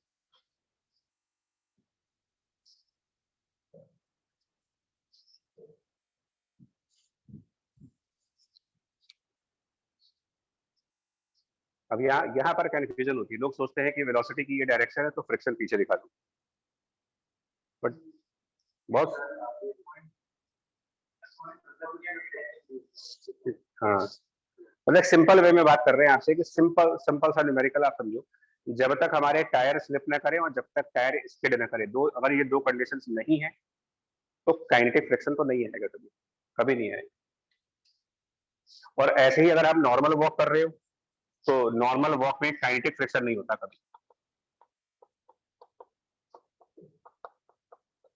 यानी कि काइनेटिक फ्रिक्शन फिर होता कब है? अगर हम जनरल बात करें तो काइनेटिक फ्रिक्शन उन सिचुएशंस में होगा जिन सिचुएशन में या तो स्किड कर रहे होंगे या स्लिप कर रहे हो। जब हम एक ब्लॉक पर फोर्स लगाते हैं तो वो वैसे ही स्किड कर जाता है। तो एक ब्लॉक फ्लोर पे रखी और फोर्स लगाई है तो क्या ये स्किड करने वाला केस नहीं है? क्या ये वही चीज नहीं हुई जो टायर पे ब्रेक लग गई और टायर फिसल गए? तो अगर ब्लॉक पे फोर्स लगाओगे और वो चलेगा तो ये स्किड करने वाला केस नहीं, इसीलिए वहां पर कौन सा फ्रिक्शन दिखा रहे हो? कहीं नहीं। तो मोटी मोटी बात आप ध्यान रखना, kinetic friction always in the situation of slipping और स्किडिंग। ब्लॉक्स हमेशा स्किड करते हैं, ब्लॉक कभी स्लिप नहीं होते।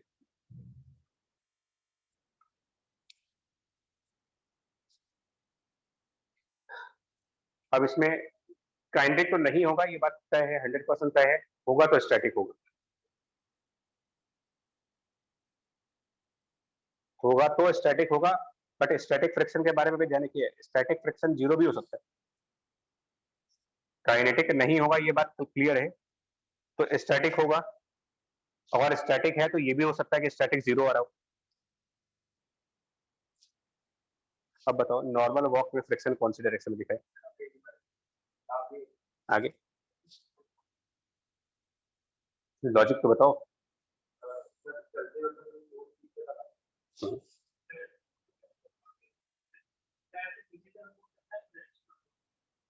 अब देखो कितना कंफ्यूजन। सर आगे की तरफ। हाँ ठीक है, नॉर्मल वॉक कर रहा हूँ, कांस्टेंट स्पीड पर वॉक कर रहे हैं हम लोग, कांस्टेंट वेलोसिटी पर वॉक कर रहे हैं।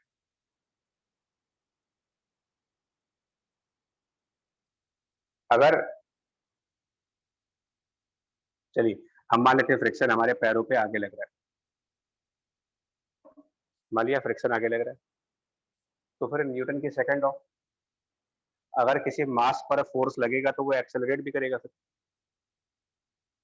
तो अगर हम लोग को पैरों पे फ्रिक्शन फॉरवर्ड है तो इसकी वजह से हमारी बॉडी एक्सेलरेट करनी चाहिए, मतलब हमारे अंदर कुछ ना कुछ एक्सेलरेशन आएगा, तो फिर हम अपनी वेलोसिटी को कांस्टेंट कैसे रखेंगे। और अगर आपको अपनी बात नहीं समझ में आ रही तो कार वाले की बात कर लेते हैं। और जिसको भी ये साइंस समझ में आ जाए ना कि वॉक करने का साइंस और रोल करने का साइंस दोनों एक ही है। भगवान ने आपको 2 पैर दिए हैं तो उसमें 2 पहिए दिए।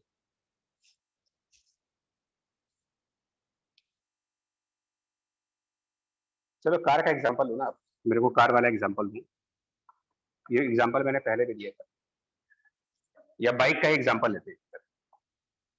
चलिए, क्या ये पॉसिबल है कि बाइक पे 2 लोग बैठे हो, अगर मान लो एक यहाँ बैठा हो और उसी के पीछे वाली सीट पर कोई और बैठा हो, और ये पीछे वाली सीट पे जो मतलब पीछे जो बैठा है ये आगे वाले को पुश करे।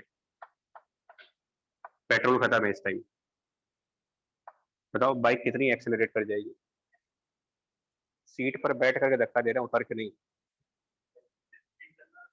बता चुके ना इंटरनल फोर्स है ये कार के अंदर बैठ के धक्का दो, पीछे वाली सीट पे 4-5 लोगों को बिठा लो आप, और वो ड्राइवर जहाँ बैठता है उसकी सीट को धक्का देते रहे, चाहे जितना मर्जी धक्का दे लो, एक्सेलरेशन नहीं आएगी। तो क्या मतलब हुआ इसका कि जो कार बाइक है ये सब चीजें ये एक्सेलरेट किसकी वजह से होती है?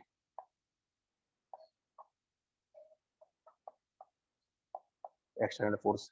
ये भी आप भूल जाओ कि ये इंजन की वजह से एक्सेलरेट हो रहे हैं, मैं शायद बता चुका हूँ ये बात, क्योंकि इंजन से भी एक्सेलरेशन नहीं आ सकता, क्योंकि जो कार का इंजन है वो इनसाइड द कार ही है, जो भी चीज कार के अंदर है उससे कुछ नहीं हो सकता। तो अगर ये एक्सेलरेट करेंगे तो ये किसकी वजह से एक्सेलरेट करेंगे? Only possible external force is friction. अब हम भी अगर वॉक कर रहे हैं तो अगर हमारे अंदर देखिए रनिंग और वॉकिंग में फर्क है। अगर आप भाग रहे हो बहुत तेज तो आपकी स्पीड बढ़ रही होगी वहां पर, लेकिन अगर एक नॉर्मल नॉर्मल वॉक जिसमें कह रहे स्पीड मेंटेन है, फ्रिक्शन जीरो, काइनेटिक होगा नहीं, और स्टैटिक फ्रिक्शन लग रहा है लेकिन उसकी वैल्यू जीरो है, यानी कि अल्टीमेटली फ्रिक्शन जीरो होगा यहाँ पर। एंड एग्जैक्टली सेम चीज ये होगी कि अगर कोई भी व्हील कांस्टेंट वेलोसिटी पर चल रही है, जैसे हम नॉर्मल वॉक कर रहे हैं कांस्टेंट वेलोसिटी पर, वैसे ही अगर कोई व्हील कांस्टेंट वेलोसिटी पे चल रही है तो हम कहेंगे फ्रिक्शन की वैल्यू जीरो।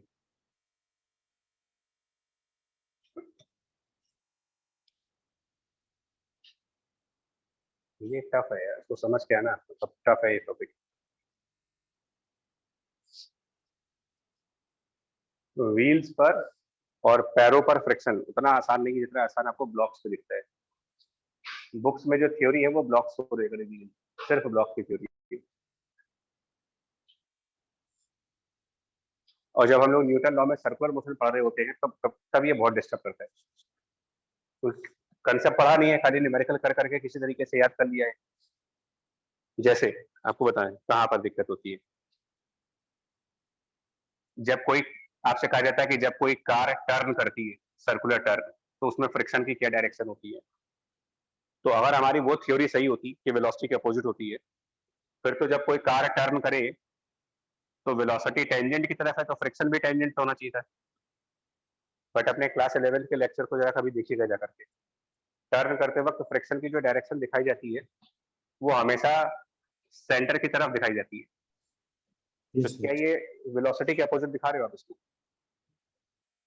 नहीं दिखा रहे ना। तो ये काइनेटिक कैसे हो सकता है? अभी जब हमने थ्योरी स्टार्ट की तो हमने कहा था कि काइनेटिक फ्रिक्शन फोर्स वेलोसिटी के अपोजिट होना चाहिए था, और कार टर्न कर रही है सर्किल पर, उसकी वेलोसिटी टेंजेंट की तरफ है, फ्रिक्शन दिखा रहे हो सेंटर की तरफ, that means it can not be kinetic. तो फिर ये कौन सा फ्रिक्शन होगा? अगर ये स्टैटिक। काइनेटिक नहीं है तो फिर कौन सा फ्रिक्शन बनेगा? ये स्टैटिक। क्यों? क्योंकि टर्न करते वक्त हम ये मान के चलते हैं कि जो टायर्स है वो ना तो स्लिप कर रहे ना तो स्किड कर रहे। तो काइनेटिक तब लगता है जब या तो हम गाड़ी मोड़े और हमारी गाड़ी फिसल जाए, स्किड कर जाए, तो उस टाइम तो काइनेटिक आएगा। बट एक नॉर्मल टर्न, सेंसिबल टर्न कर रहे हो बिना फिसले विसले, तो आपको स्टैटिक फ्रिक्शन होगा, और स्टैटिक फ्रिक्शन की डायरेक्शन कुछ और ही है।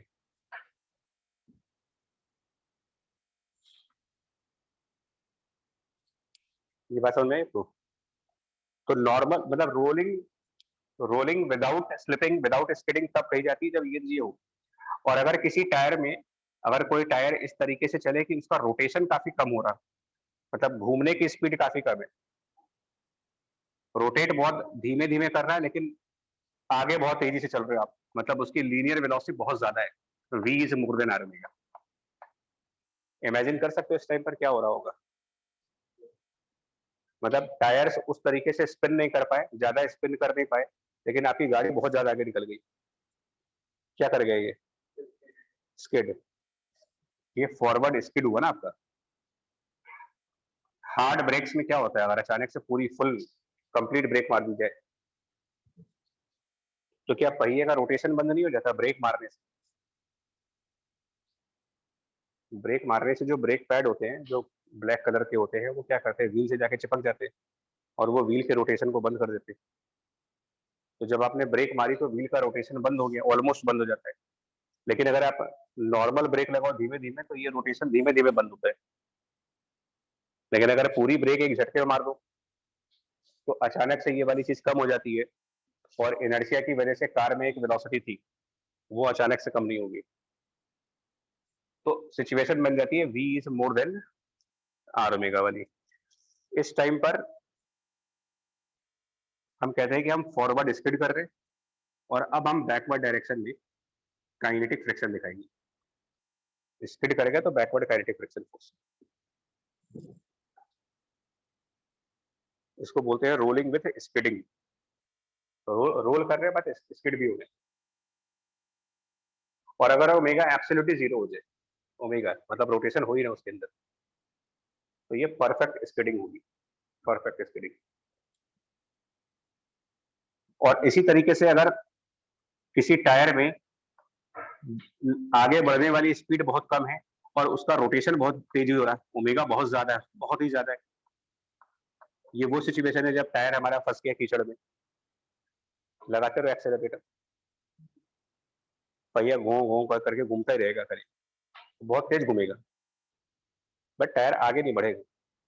तो ओमेगा बहुत ज्यादा हो गया है, आगे बढ़ नहीं पा रहे क्योंकि टायर कीचड़ में फंसा हुआ है। समझ आप इसको? वो क्या हो रहा है, स्लिप। किधर? बैकवर्ड।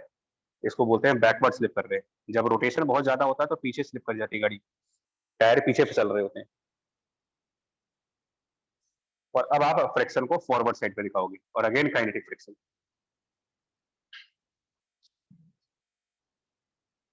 इसीलिए फ्रिक्शन वाला चैप्टर टफ माना गया है, क्योंकि फ्रिक्शन वाला चैप्टर नॉर्मल ब्लॉक्स तक तो आसान पड़ता है, ऑर्डिनरी ब्लॉक तक के क्वेश्चन बिल्कुल सिंपल पड़ते हैं, लेकिन जब ये सब शुरू हो जाता है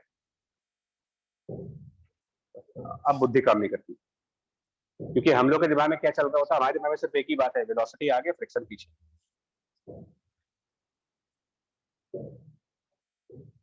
क्या वो गलत स्टेटमेंट है कि वेलोसिटी फॉरवर्ड होगी तो फ्रिक्शन बैकवर्ड होगी? वो स्टेटमेंट गलत नहीं है, सो वो तो वो व्हील्स के लिए नहीं है, वो व्हील्स के लिए नहीं है, वो स्टेटमेंट किनके लिए है?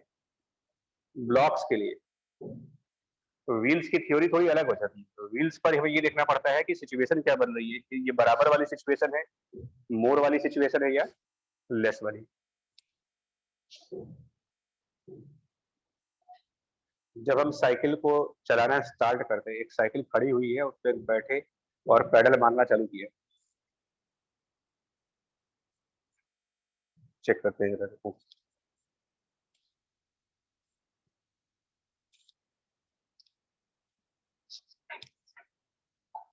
साइकिल का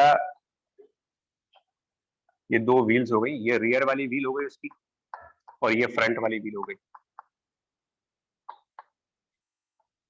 तो जब साइकिल घर में खड़ी है उस समय बताओ वी और ओमेगा कितने हैं? खड़ी है साइकिल,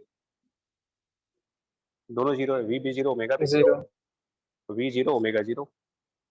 तो ये तब ये वाली सिचुएशन है V equal to R, zero equal to zero. बैठे, पैडलिंग चालू की, तो पैडल मारने से सबसे पहले जो क्या होता है, अगर आप पैडलिंग मारना चालू करो, नोटिस करना, अभी आपने पैडल चलाने स्टार्ट नहीं किए तो वी जीरो था, यहाँ भी वी जीरो था, यहाँ ओमेगा भी जीरो था, ओमेगा भी जीरो था। जैसे ही पैडल चलाओगे क्या होगा, कौन सा पहिया घूमेगा? तो पैडल चलाया तो ओमेगा बदल गया, पैडल चलाते ही ओमेगा पॉजिटिव। जब आपने पैडल मारने चालू कर दिए तो पीछे ओमेगा आ गया। अब ये कौन सा केस बना है, v less than R omega, v more than R omega, या v equal to R omega? अभी v जीरो है, खाली पैडल चलाया था अभी, कौन सा केस बना? Sir slipping. स्लिपिंग। फ्रिक्शन किधर आएगा? और पिछले Forward. पहिए पे तुरंत फॉरवर्ड फ्रिक्शन आ जाएगा, पिछले वाले पहिए पे तुरंत फ्रिक्शन आया फॉरवर्ड डायरेक्शन, और जैसे ही फॉरवर्ड फ्रिक्शन आया न्यूटन सेकंड लॉ पूरी साइकिल एक्सेलरेट। नोटिस करना पैडल आगे नहीं लगे, पैडल का कनेक्शन पीछे वाले पहिए से होता है, आगे वाले से नहीं होता। तो पैडल मार के आपने इसको रोटेट किया, इसको नहीं। लेकिन इसके रोटेट करने से जब स्लिप वाली सिचुएशन बनी तो फ्रिक्शन लगा आगे। अब न्यूटन सेकंड लॉ, ये पूरी साइकिल एक्सेलरेट कर गई। तो जैसे ही पूरी साइकिल आगे बढ़ेगी इसके अंदर वेलोसिटी डेवलप हो गई। यहाँ कौन सी सिचुएशन बनी? स्किड वाली। इसमें फ्रिक्शन किधर आएगा? इसमें बैकवर्ड फ्रिक्शन। और जैसे ही फ्रिक्शन बैकवर्ड आएगा ये एक टॉर्क डेवलप करता है फ्रंट व्हील को घुमाने के लिए।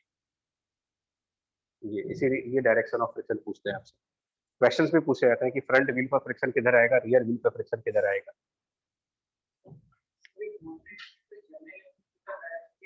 जीरो हो जाएगा फ्रिक्शन ना, तब तो ये सिचुएशन हो गई जब वेलोसिटी कांस्टेंट तो फ्रिक्शन जीरो, क्योंकि तब स्किड और स्लिप तो हो नहीं रहे, काइनेटिक है नहीं, बचा क्या? स्टैटिक।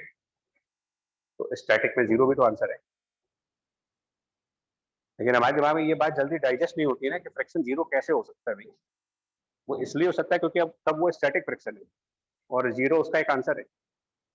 समझ पाए? हाँ, अगर साइकिल को पीछे से कोई धक्का दे रहा हूँ, कोई और पार्टी है जो आपके साइकिल को धक्का दे रही है और उसके धक्का देने के बाद भी आपके टायर स्लिप और स्किड नहीं कर रहे, तब नॉन जीरो कौन सा फ्रिक्शन ना?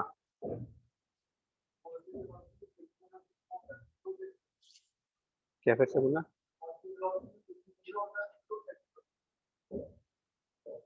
देखिए वो इनिशियल मूवमेंट से होता है यार, आपके इनिशियल मूवमेंट पर फ्रिक्शन लगता है, स्टार्टिंग वाले मूवमेंट पर जो फ्रिक्शन लगा ये आपका काइनेटिक था, इससे आपको ओमेगा और स्पीड मिल चुकी है। न्यूटन ये थोड़ी कह रहे हैं कि कांस्टेंट वेलोसिटी पे चलने के लिए फोर्स चाहिए आपको, ये तो फर्स्ट लॉ की स्टेटमेंट है। फोर्स की जरूरत एक्सेलरेट करने के लिए है ना, कांस्टेंट वेलोसिटी के लिए तो है नहीं। तो हम कांस्टेंट वेलोसिटी पर तो बिना फोर्स के भी चल सकते हैं।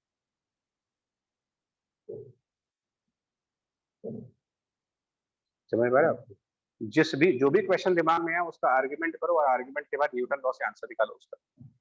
क्योंकि अगर हम वैसे सोचेंगे तो हमारी फीलिंग्स के बेस पर बहुत कुछ उल्टा आता है, मतलब ऐसा लग रहा होता है कि यार कुछ गड़बड़ हो रही है, तो इमीडिएटली न्यूटन लॉ से सपोर्ट दो उसे।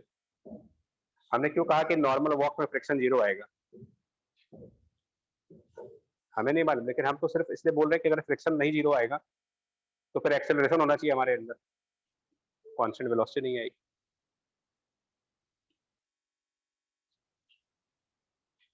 ठीक है, बाकी अब सब अगली क्लास में करेंगे। ठीक है, चलिए, थैंक यू।